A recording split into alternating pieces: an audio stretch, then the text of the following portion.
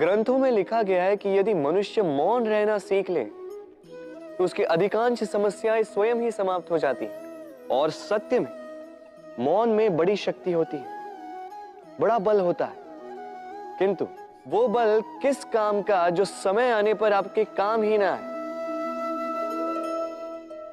क्या सदा मौन रहना उचित है? नहीं।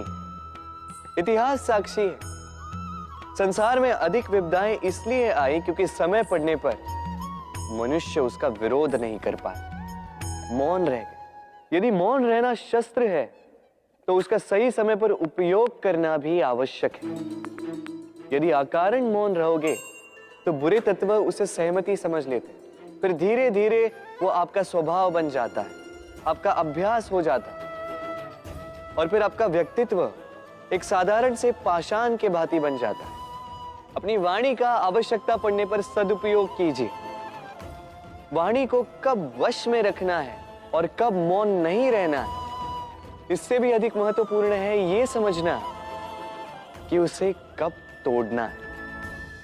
राधे राधे। जीवन में हम कई लोगों से मिलते हैं। आप भी ऐसे कई लोगों से मिले होंगे जिन्होंने स्वयं को असफल मान लिया, निराश हो चुके, जिन्होंने ये स्वीकार कर लिया है कि इस जीवन में उनसे कोई कार्य हो ही नहीं पाएगा, वो कुछ कर ही नहीं सकते, किसी कार्य के वो योग्य ही नहीं।